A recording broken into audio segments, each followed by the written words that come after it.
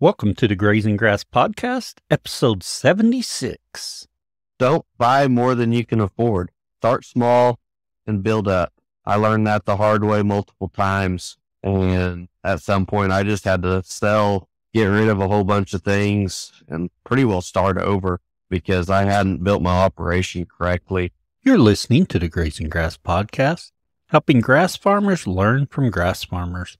And every episode features a grass farmer and their operation. I'm your host, Cal Hardage. Imagine a world where ranching nurtures our earth. Welcome to the vision of the Noble Research Institute. This nonprofit champions regenerative agriculture, turning research into practical solutions for farmers and ranchers. On their 14,000 acres of working ranches, they showcase principles that enhance soil health, boost grazing productivity, and uplift the entire ecosystem. Excitingly, they've just launched Essentials of Regenerative Ranching, a hands-on course for those eager to pioneer change in agriculture. And keep your ear open for an upcoming grazing class this fall. For a sustainable future in ranching, turn to Noble Research Institute. Learn more about them on their website at noble.org. That's NOBLE.org. On today's episode, we have Tanner McBride of STK Cattle and Hay.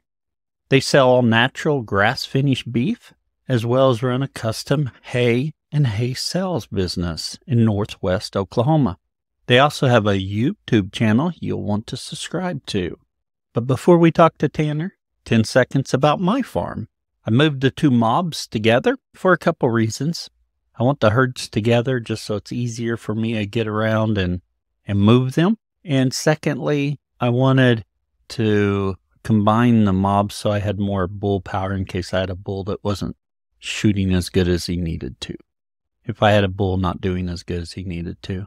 I have them on a property I have a lease on, kind of a lease. I'm grazing it. I'm excited. It's got lots of growth, and I think cattle do really good there. One thing as I was getting ready for this podcast, I was like, we have not been doing our review of the week. So I went to various podcasting platforms to see about a review, and we do not have any current reviews. We've had a lot of people get on there and leave how many stars. But if you would get on there and leave us a review, we would greatly appreciate it because it helps get the word out about our podcast. And when someone's out there looking and thinking, oh, do I want to listen to this? They read the reviews, and your review may be the one that causes them to subscribe. And we greatly appreciate that. An older review that I don't think we've shared on the podcast is from Cheaters 10. I absolutely love this podcast and the farmers that have been interviewed on it. Well worth the follow. So much knowledge is shared on here. Thank you. Appreciate it. So if you haven't left a review, please do. Also, please share this episode with someone you think will enjoy it. Tanner, we want to welcome you to the Grazing Grass Podcast. We're excited you're here today. Thank you. Good to be here. Tanner, can you tell us a little bit about yourself and your operation? We did custom hay growing up, and we had quite a few cows. I got sat at a tractor I think as soon as I could hold down the buzzer for the seat, I was sitting in something, and I wouldn't swear that they didn't put a sack of feed under me a couple times. Anyways, I grew up in agriculture, and going through high school, I never knew what I wanted to do afterwards. I always knew I wanted to do some kind of farming, but wasn't sure how that would ever fit in. After I graduated high school, I went to college. I got a associates in psychology. Liked the idea of helping teenagers, kids. Now that I have some, I think that's about all I can help. After that, I went to OSU and was still a psychology major. It took about 2 days of classes to realize those weren't my kind of people. Oh, yeah. So I transferred into the College of Plant and Soil Science and Animal Science as a double major. Graduated from Stillwater with the Oklahoma State University for those. Yeah, go Poke. Exactly. I graduated from there in 2011. In that time, in 2011, we were in Oklahoma. We were in slight drought, I think is what you'd call it. I think it was 100 plus days of 100-degree temperatures. And I was a crop consultant straight out of college and did seed sales. And walking corn circles in the middle of the 100-degree temperatures for that long, I decided there's probably something better to do. And I bought a tractor and a baler. I'd already bought a quarter of land, and it was in alfalfa. And that's what I grew up with, a bunch of alfalfa. Just a second, Tanner. When you say a quarter of land, tell our listeners what you mean. I bought 160 acres, which is a quarter. I got an interesting story about that, Tanner. I went to OSU, get down there. I'm from northeast Oklahoma. So land areas here are a little bit smaller than your area. And I met one of my friends was from western Oklahoma. All the time, he didn't talk about acres or anything. He talked about quarters. I figured it out. Well, I probably asked him, but I figured it out. But no one up in my area, or no one that I know of, refers to it as quarters. But I've heard that and known it for years. I just thought it was interesting. That's the way you referred to it. Right. Yeah, in our area, we're quarters, half sections. I'm in northwest Oklahoma, so I wouldn't say we're more open. It's pretty rough and hilly in places out here, but a lot of the land has stayed in pretty big tracts of land, I'd say. Oh, yeah. We've got, I've got a neighbor that's got an 80, and I rent an 80 here and there, but that's about as small as most acreages go. Oh, yeah. So I do understand what you're saying, though. That's in your area. That's like, well, I got 20 acres and all kinds of weird numbers. Oh, yeah. And the shapes are odd. A narrow 40. I got a neighbor, they've got a 60. It's going to be a 30 because a brother and sister have it. And one wants to sell and the other doesn't. So you're going to have a narrow 30 there. Right. It's just interesting. Not too many quarters now just where I am, I'm almost on the dividing line.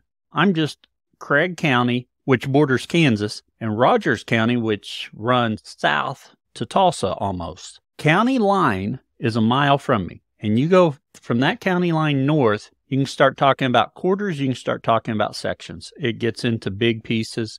There's ranches north of me. Okay. South of me, and I say that relative, there's hit and misses. I mean, there's a lot of small stuff around here still yet, but you go 5 miles north of me and it's all big stuff. You go south of me, and then you're really into 2.5 acres, 5 acres, 10 acres, whatever it may be. There's still a few large pieces. There's a guy 2 miles south of me that still owns a section, which I think is so cool. He's got a section. I'd like to put it all together in one place, that's for sure. Right, yeah. I might come up with a section, but it's going to be 10 miles from one end to the other. From where most of my stuff is, if you go a mile north, you lose the section lines. And it's yes. It's bigger tracts of land, couple thousand acres at a time.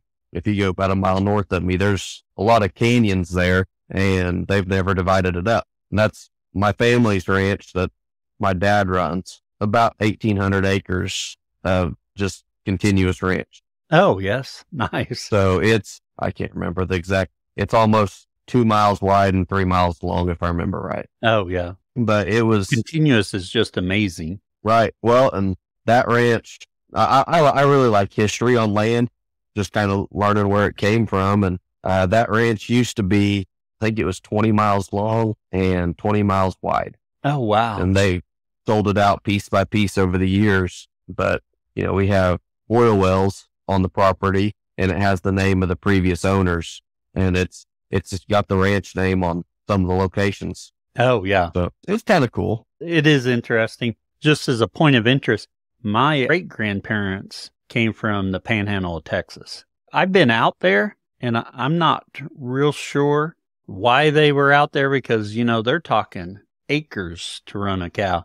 I like where I am much better, but we still go to we still go to family reunions out there. Still got a lot of family out there. Right. I think it was my great-great-grandparents homesteaded in this area. I've got an uncle that lives on the old homestead. Would that have been a land run time? Yes. Yeah, that was 1893. Oh, wow. Very nice. Yeah. They've kept that in the family. There's been a lot of my family was brought here came through the land runs. Some of the properties have been sold just due to family selling off land when someone passes away. It just didn't stay. Yeah, it happens. Yeah. So the ranch where my dad operates, that was purchased in the 90s. That's not part of, wasn't set, obviously we didn't settle that because it was a bigger ranch previously. Well, now, Tanner, you mentioned you were a crop consultant and you decided you needed to do something different. You had a quarter of land, you went out and bought a tractor. Yes, and I partnered with my dad. He was still doing custom hay at the time. Partnered with him. He had all the other hay equipment plus his own tractor and baler. We made it by the end of the first season of baling hay together. He said, I don't think there's room on our family operation for two of us. So at that point, I had to make the decision that I had stopped crop consulting, stopped my seed sales business, and had to make a decision on what I was going to do. So I ended up buying all my own hay equipment, I bought a swather and a rake and decided that was what I was going to do as well. But since then, there hasn't been much of a, what you call a family operation. We both do the same thing, but we do it in the same area. It's not together. So I don't know how that's going to look in the future. I always liked the idea of having a family farm, but at some point you just got to do your own thing and make it work. And that family farm, generations, it's a tough thing just to work the multiple generations. And like your dad said, you got to be able to make a living there, and then you got to do it for two families. I know with my dad and I work with my dad, and then I have my own stuff because, well, his farm's not big enough. So while I do a lot of the stuff here, he's still in charge here and tells me what I should be doing. And then I go out and do what I think needs done. But then I try and cover those things too.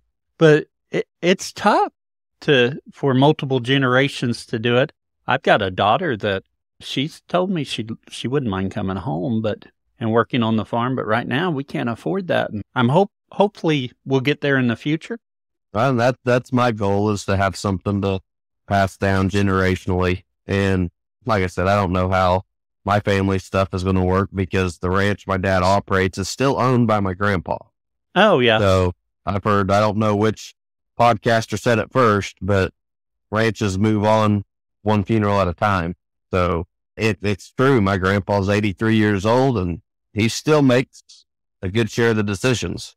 So, well, so I'm here and I'm running cattle on leased land, and I actually live on my dad's place. So dad's running cows here. We go up, this is kind of funny. We go up the road 2 miles, and my parents live on my grandparents' place. And it's their little 5 acres now. But grandma and grandpa still running cattle up there. Well, my dad owns 15 acres in the middle of my grandpa's ranch. I own 5 acres in half section, 320 acres. That is my parents, and I rent that from them. So it's the kind of a messy situation, but I guess it is what it is. Yeah, I'm not very knowledgeable about ranch succession. I think at times I need to know more. But yeah, it's an interesting deal, especially on these family places where you got multiple generations going. And then, my grandparents' place, the way that's going to spread out. But yeah, that could take up a whole time talking about it. We need someone more knowledgeable than me on here. Right. I like listening to podcasts about it and trying to get ideas. I've tried talking to family about it, and they said, no, that's not how it works. Everyone gets, 3 kids, it goes into thirds, 4 kids, it goes into quarter. You divide it into fourths. And I'm like, whew. Right. And that's really the way my grandparents and parents feel. They have divided it. So my grandparents' farm, and I'm far enough east, we call it a farm. Some other people might call it a ranch. It's big enough. It's not huge, though. It's going to be divided among their 4 kids. And then I've got 2 siblings, and my parents say it's going to be divided among the 3 of you. And that's completely within that. I tell my parents whatever they want to do. If I get none of it, I'm good. I'm happy. I just want them to enjoy whatever they're doing and what they want to do. Right. When you look at it from a different direction of keeping the ranch viable for future generations, that becomes a different conversation. You chop land down one generation, chop it down another generation, pretty quickly you don't have a sustainable operation. In my area, I think they claim we need somewhere between 10 and 20 acres, depending on the land that we're using. But we need 10 to 20 acres per cow. Oh, yeah. It gets really hard to make a living. On 320 acres, if I went by the FSA, whatever suggestion, that's not a whole lot of cows. That's 16 cows. I don't think that that's going to pay anyone's bills long term. Yeah. It's an interesting dilemma that I don't have the answer for. I'm trying to lease land so I can be running more cattle. And at some point, I hope I have enough cattle I can retire from my day job. Right now, I've got a nice herd, but it's not near big enough to fund what I want to buy, It's right. And I guess that probably leads into the next step of my journey somewhat, because I started leasing land. I had the 160 acres that I owned. I got out of college and I was dead certain it's an irrigated 160 acres, 120 acres under irrigation. I was certain I was going to have alfalfa, sell hay to dairies, fertilize, run water, spray every cutting. There were no cattle on that property. So I rented another 160 acres. And it was what you'd call a fixer-upper. There were no fences. Land they wanted it put to grass. It was 60 acres of mesquite trees and native grass, and 100 acres that was in Milo.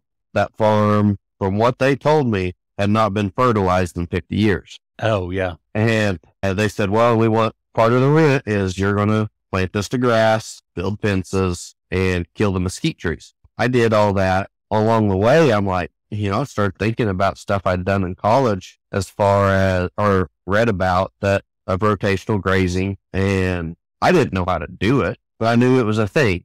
I took the 100 acres and I divided it into 30-acre tracts. Started rotating. Then I had the 60 acres as kind of where I'd wintered the cattle on, I'd say. In the end, I ended up with a really nice blue stem field. I was still cutting that for hay and selling some hay off of that. That was before it fully set with me that baling hay takes a lot out of your land. And oh, yeah. I hadn't started a regenerative journey at that point. I'd fertilize, I'd spray, and my cattle were getting, like I said, I had a field of alfalfa. So my cattle got alfalfa hay. They got cattle cubes. They got protein tubs. They were the most overfed herd of cows you ever saw. But that's what they tell you to do. Finally, one year I started reading on my, kind of doing I don't know what you call it, a balance sheet, or just checking where my money was going and coming from on that property. And I was upside down in every calf, hundreds of dollars. Well, I could have been selling that hay and could have, so I started changing everything, and I still wasn't 100% on the ridge of journey, but I had decided my cows were too big, and they were around 1,400 pounds, but oh, yeah, good sized cows. So I started buying Aberdeen Angus bulls.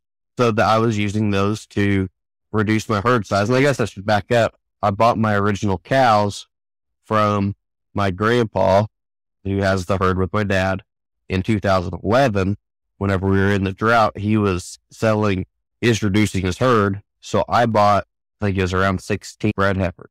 Prices were low because we were in a drought. It got me into cattle I at least was familiar with.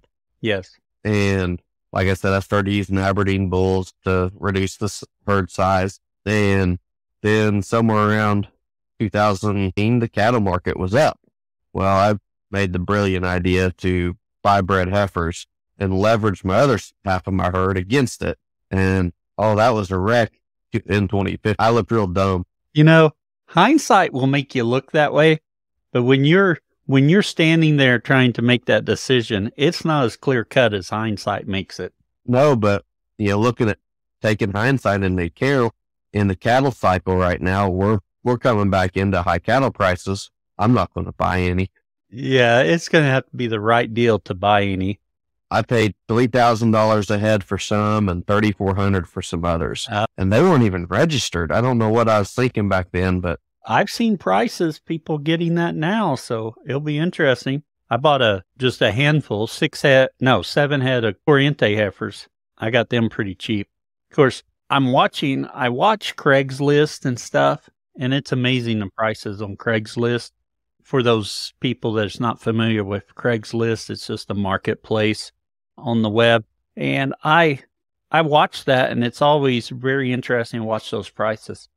I got these Corriente heifers, I thought, for a decent price, brought them in. Everything since then has been quite a bit higher than what I paid. So I may have just lucked out on my timing there.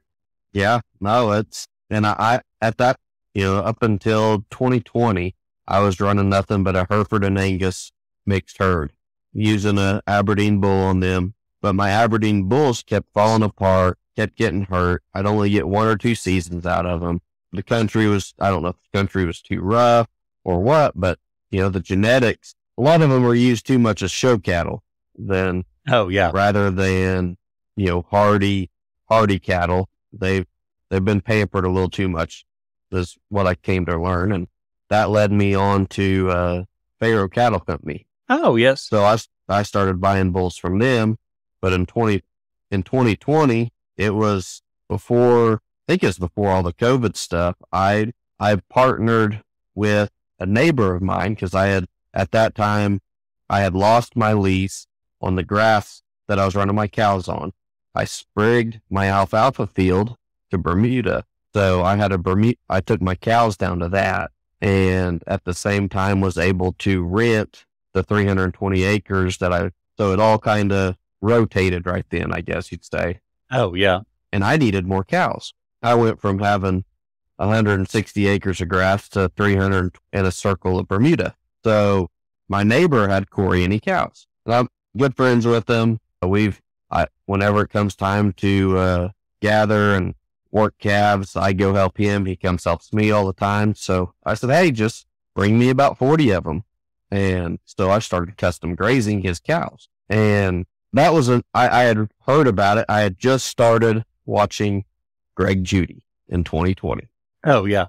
And when COVID hit, I had nothing better to do than watch Greg Judy. Yeah.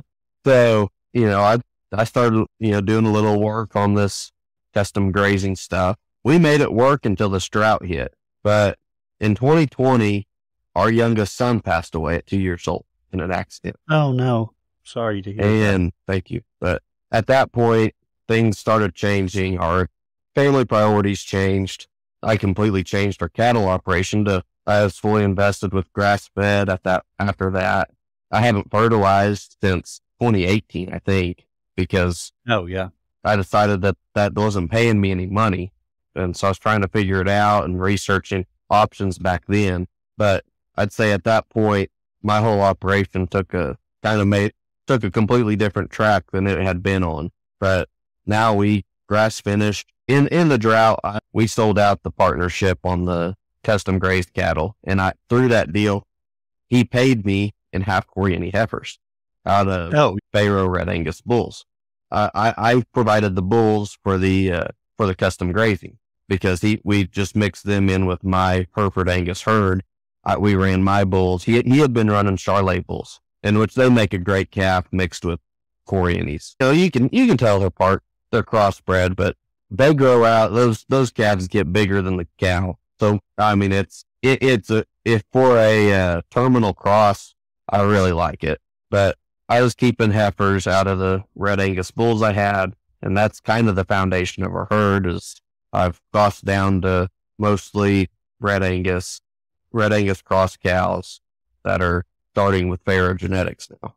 Oh, yeah. Then we grass finished the steers on our Bermuda field. That really gives you a nice way to give them a higher plane of nutrition. It does, but along in there somewhere, my irrigation system quit, and the prices of a new irrigation system due to COVID went from, I could buy a new system for $50,000 5 years ago. Now they're around $120,000. So when while you're making land payments, that's a hard pill to swallow. I don't think I could pencil that out on corn. I don't think I could pencil it out on anything. I haven't fixed the irrigation system, and my cattle I can rotate them into, every time I move them, they're in belly deep Bermuda grass with no fertilizer and no irrigation. It's been in the drought. I had to destock some, but we've got close to 40 steers out there right now. It's holding them pretty good. Oh, well, good. Now, have you had pretty good rain this year? Decent rain? This year we have. Yeah. I think all the rain we lost in 21 and 22 came in June and July this year. And that's the way it works. I was watching Sunup the other day, and they were talking about due to the rain, the corn in western Oklahoma didn't develop the roots like it normally does. So they're concerned about it toppling over. We get later in the year, it gets taller, we get wind and stuff. And then also we've got kind of a little bit of a dry period, and those roots just aren't going down as far to get water. Right.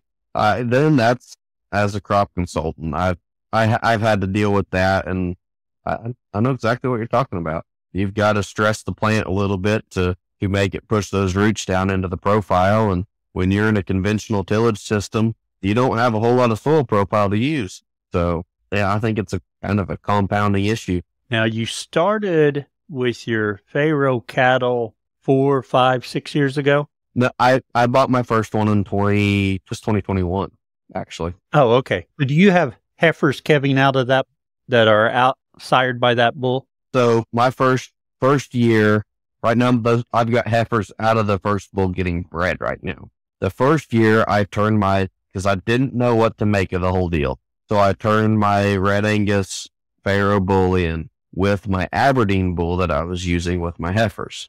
And wouldn't you know, the Pharaoh bull only threw bull calves. The first year, every calf I had was out of my Aberdeen bull, or every heifer I had was out of the Aberdeen bull. And I have 5 steers out of my Pharaoh bull. I sold some heifers that year. That guy said that he got a bunch of red heifers. And in 2020, when I started renting this 320 acres from my parents, the agreement was I bought my dad's calves from him. He has around 100 head, and he selects his top 15 heifers every year to keep. So I was breeding, I guess you'd call them his cold heifers, and that was to help justify paying for an extra bull. Because at that point I wasn't 100% bought into the Pharaoh cattle, but I definitely was kind of leaning that way, enough to buy a bull at least. Right. And to be honest, I've looked at them. We have not bought one, but it has crossed my mind more so for my dad's herd rather than my herd. Of course, I say that we share bulls, so his breeding season's different than mine, which works out really good.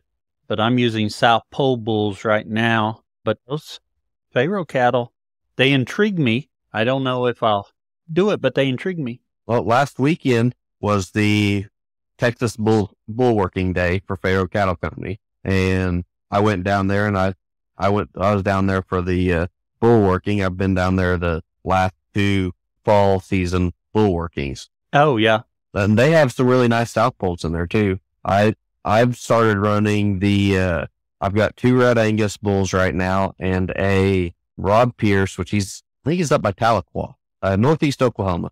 I'll just leave it at that. I don't remember the exact town, but he is running what he calls a quarter half. It is a quarter Mashona, quarter Coriani, and half Red Angus. I bought one of those bulls, and this is my first season to use him, but so we're expecting a little more heat tolerant cattle coming out of our herd. And I think because through the partnership with my neighbor, I have a lot of half Corianis. And now I do kind of like you said, whenever I see a load of Corianis sitting on Facebook or someone selling 5 or 8 or something, I really start getting an itch to go hook on the trailer and go pick some up.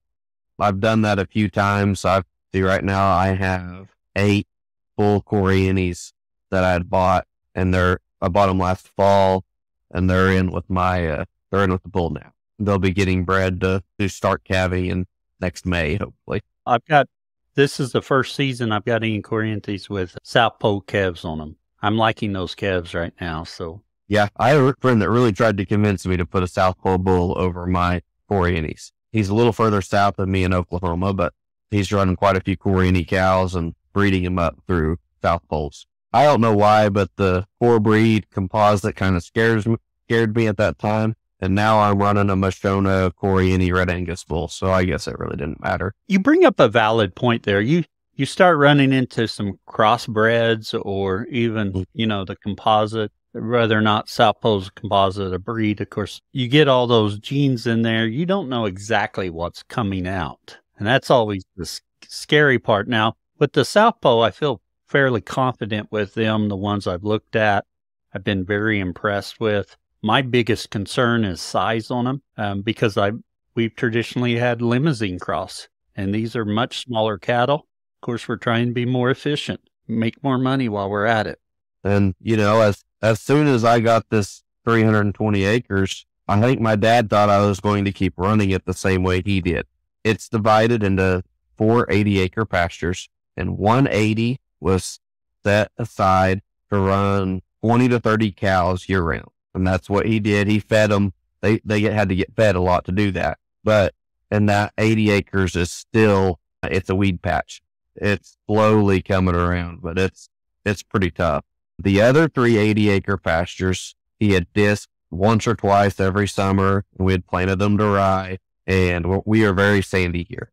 So if we disc a field and don't do anything with it, it'll turn into sand dunes. It's fun. I mean, I thought about renting the land out for recreation. I think it'd make more money, but if you can cover liability insurance. Right. I don't know how to do that one. But as soon as I started renting it, I, of course, brought these Longhorns and Corriente crosses and painted up cattle. And my dad called me and asked, "What are you doing?" I was like, "Oh, I'm making money." And he said, "You'll never make money with those cows." And he said, I don't think you need those on the property. I said, "Well, I'm renting it. So, well, I guess I'll just figure it out." But at that time, we were running on this 320 acres, just the cows out here. We had between 100 and 120 cows on the property, which when I decided to rent this property, my dad told me, "Yes, you can rent it." He pulled his cows off. The crabgrass out here was thigh high. And I thought, "Oh yeah, bring these cows out. We'll have ample grass. It's going to be great." And he told me, he said, "Yeah, you could take it over 1st of November." And this would have been around the 1st of September. I came home from baling hay and I was baling at night. I wasn't looking in the pastures. I live in one of the pastures. I hadn't paid any attention. He had disked all 3 80-acre pastures that were full of crabgrass, and the cattle were going to be there that weekend. They were a week away whenever he decided he was going to disc it, because I didn't own any tillage equipment, because I had pretty well invested in a no-till. He thought he was doing me a favor by disking under that ratty crabgrass for me so I could plant my rye. I was like, "Oh, come on." I was thinking I was going to get a good 2 or 3 months of grazing out of that crabgrass. At first we put those cattle down on the Bermuda. At that time I didn't have calves on it or anything, so I let them graze off the Bermuda, and then we moved them up here. And I do no-till a rye mixed on the Bermuda and on the crabgrass. So that gives winter grazing if it rains and doesn't die from, say, no rain for a year. I've seen that happen recently. But that works really well in this area. We don't have cool season grasses, so have to plant annuals to do that. We can pretty reliably get crabgrass, and I don't know if all your listeners will know what this is, but we have what we call sandburrs or stickers. We have about an equal part crabgrass to equal sandburrs. It's not the best in the world. It's definitely not any fun to pick those things out of your paint legs. Corriente cows lead them. I guess if you got horned cattle, they eat spiky things. I don't know. I guess so. Whatever's working for you, you got to go with. Right. Anyway, so that's, for the most part, that's the cattle operation. Are you still doing custom haying? I do some. I ended up in 2017 or 18, I started renting land from a commercial pig farm. They do not allow cattle on the property. I bale hay on that, and there's roughly 800 acres of hay ground on that. I'd call it marginally irrigated. It has irrigation on it, and they apply pig manure through the irrigation system. And some fields get it once a year, manure applied once a year. Some, it might be every other year or every 3 to 5 years. So it depends on which pig barn, I guess, is on that property. But I do some custom hay. A lot of it I do for neighbors on shares. Oh, yeah. And I sell most of the hay I bale on my rent ground, and I keep my neighbor's shares usually for feeding my own cattle. I don't know if that's the right thing or not, but I almost feel like I've got less invested in it versus planting the seed. And I do use some commercial fertilizer on my hay ground. I try to wean myself off of it, but whenever you're extracting nutrients in a hay operation, it's hard to get around unless I get pig manure, which that's been a great help to keeping that going at times. Yeah. And you don't have grazing animals to run across it and help it out. I assume that pig manure is a lot like chicken manure. It'll make rocks grow. It could either make them grow or it'll burn them. Just the high concentration in the manure. Sometimes it gets highly concentrated, and I think it gets high in salt. Sometimes it will kill a crop. I've ran into that, but so far they've worked with me to plan the applications a little better. So, oh, well, very good. It's been a learning process. I find most things are. And Tanner, it's been a great conversation thus far, but it's time we move on to our overgrazing section. And for that, we're going to swing back to cattle and talk a little bit more about cattle. All righty. I've got neighbors. You look in their cow herds, or even in my own family's cow herds, there's cows that I just call freeloaders. They have a calf every other year, but that calf they bring in, they claim they wean the biggest calf every other year. Or you got your pet cow or whatever you want to call them. And I had that for plenty of time. And I still have cows that are named, and I tell them goodbye when they get off the trailer at the sale barn too. But, and it was a big change. But we moved from calving in January and February to May 1st calving. My first calf came April 26th this year. And I keep 3 bulls, and I run 1 bull for 21 days. I pull him out, and that's usually my youngest bull, my most recently purchased bull. I pull him out. I put my next oldest bull in for 21 days, and then continue that within 21 days of my oldest bull at the very end. And most years, I will only have 1 or 2 cows calve after the first 45 or so days of calving season. Oh, yeah. That allows, and the ones that don't breed, turn my bull back out. I preg check everything the first week of March. At that time, all my neighbors in this area have moved to calving in December. So, and they're still spring calving, they claim. If I turn my bulls out 1st of March to cover any opens, they meet their calving window.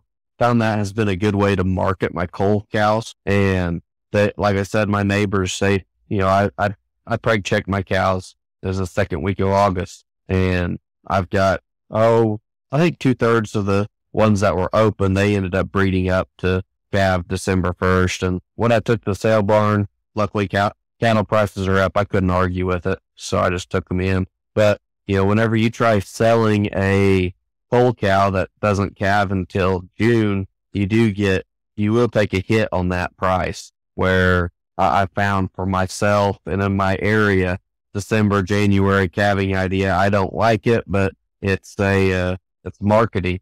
I can't tell my neighbors what to do. So if they want to pay for it, I'll let them. Yeah. If it's working for them, and that's a great way to look at what your area looks like, what's going on there nearby, and how you can take a product of lower value and increase the value to meet the need right there close to you. Some years an open cow brings just as much at the sale barn as a bred cow. If I preg check 1st of March, that's also whenever I wean my calves. So I'm weaning my calves at the full about 10 months of age. So if I find opens at that time, I've weaned their calves. I have, I guess, the last valuable thing to me. So, you look at the cattle market, and if it's not going to pay to turn a bull out with them or graze them for another 6 to 8 months to get them into a calving window that matches, some of my neighbors and what's more common in my area, I have taken some just to the sale barn. All these decisions based upon price are really fluid with what the market's doing, and another thing is if you're gonna have enough grass to graze them that much longer. And I don't want to lead people into thinking that doing the same thing every year always works. There's always something new. So there is, you got to have a plan, but then you've got to be aware of what's happening and be willing to change plan. You got to be flexible about it. I still think that's a great way to look at a potentially lower value animal and figuring out how to get a little bit more value out of it. And the only other way I see that happening is in 1 pound packages of hamburger. So I'm not set up to store that much hamburger meat yet. So hopefully in time I'll develop a system for that. Are you selling grass-fed beef now? I am selling mostly to family and friends right now due to the drought. I had to sell most of my steers for a little bit, and I only had four last year and 5 this year. But next year I should have 20 steers that I'll be looking to market, and I won't say every one of them will finish. Some of those go to hamburger. They make high quality hamburger meat if it's. Yeah. I was planning on grass finishing some or growing some out this year, seeing where I was in the process. But I ended up selling them last December because we got short on grass here and it was dry. I ended up marketing them, and I could have made money holding them to March and marketing them, but I didn't have the grass or the hay to get them there. So, all these factors contribute. That was one thing I had last year is I had plenty of hay. I keep 3 years worth of hay on hand at all times, which I guess being the guy that bales his own hay, I can do that.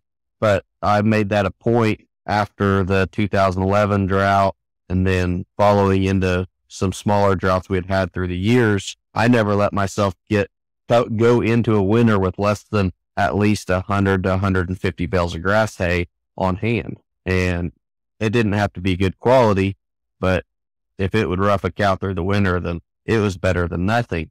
Well, I didn't like selling $150 hay to other people, and I didn't want to take a hit on it. My math showed that if I kept all my cows and all my steers until the green grass came, and that is spraying and assuming that the grass is going to come in the spring at some point or summer that the drought was going to break, because I fed down to the last, I think I had 50 bales of hay left when it started raining. I think I started with over 500. I made the decision that if I fed through the year, I would make more on the cows than I would selling the hay. Oh, yeah. And that's just something I had to pencil out. Well, Tanner, it is time for our famous 4 questions. Same 4 questions we ask of all of our guests. Our very first question, what is your favorite grazing grass related book or resource? I started with a Greg Judy video and a Working Cows podcast. I just went to the very first videos they ever video or podcast I ever saw and just started there. But I mean, there's a lot of podcasts that are great. There's a lot of YouTubers that they're doing a great job. I mean, I won't say every one of them. They probably got it right for their area. I don't know, but you can learn a lot of stuff from everyone and just take what you need and apply it to your own operation. So I'm not much of a reader, so it's always listening to podcasts or watching a YouTube video before I go to bed or something. I am a reader, but boy, I love my podcast. I love Saturday morning when I get up. I got to catch sun up, but then I get caught up on my YouTube videos. So I kind of get started a little bit later on Saturday morning just because I'm doing that. But I look forward to that time.